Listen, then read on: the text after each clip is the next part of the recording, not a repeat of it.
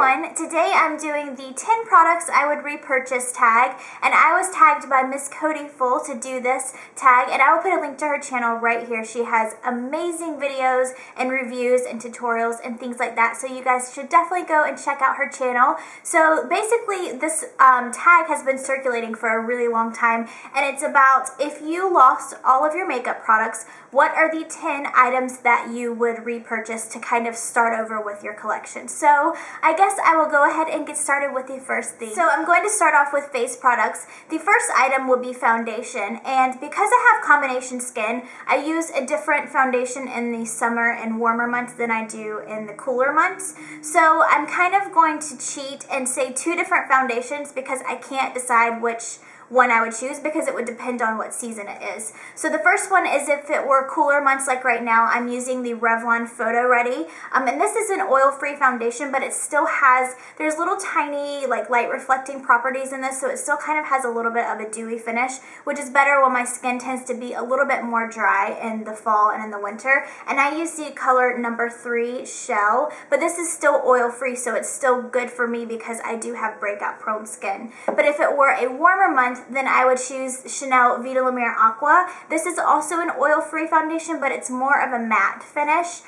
This tends to be too matte for me in the fall and the winter, or it has been recently, just because my skin is a little bit more dry, and I have noticed that it kind of shows dryness on your skin if you are a little bit dry. So this would be if it were warm outside, and this would be for cooler months. So for my concealer, this was really hard for me because I am a concealer junkie. I love to try different ones, and I'm always looking for something because I have had dark circles my whole life, it seems. I was born, well, not born, but whenever I was in elementary school and things like that, I always had purple dark circles because I had asthma growing up, so I've always been trying to find a good concealer to cover those.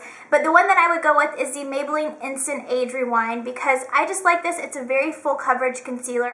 I am the shade Light, and I believe this one is the lightest one that there is, but I'm not incredibly fond of the sponge tip applicator. I tend to just kind of press it out and then blend it in with my brush, but I really like this concealer, and this is definitely the one that I would choose to repurchase. My next face product that I would choose is a bronzer, and I chose NARS Laguna, and it looks like this. This is their most popular bronzer that they have.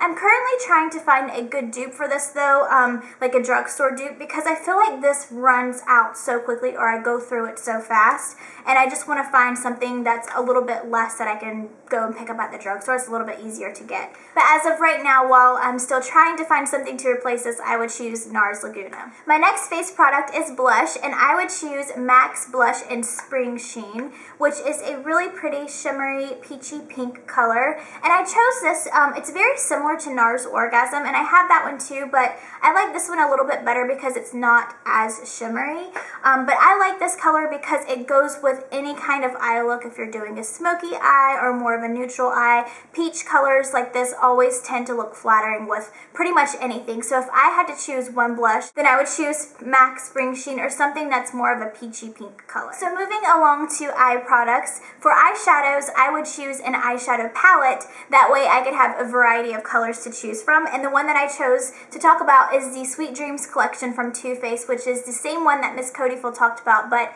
I have to agree with her. I don't own either of the Naked palettes, so I prefer to do more, I like neutral eyes, but I also like to incorporate some color. Like I like to do purple in the outer corner, or I like to incorporate blues or greens or anything like that. And Too Faced palettes always include a large variety of color choices and selections, so I would choose a Too Faced palette. It doesn't necessarily have to be this one, but just any of their palettes, because they always have really great colors and their pigments are really nice as well. So I would go for the Too Faced Sweet Dreams collection or any palette by Too Faced. For eyeliner, I would choose the L'Oreal Lineur Tints Felt Tip Black Liquid Liner because this pretty much goes with any kind of eye look that you want to create, and it's just very easy to use. So I would choose this one as my eyeliner. For mascara, I would choose the CoverGirl Lash Blast Volume in Waterproof, and the reason why I chose this is because this is a mascara that I have repurchased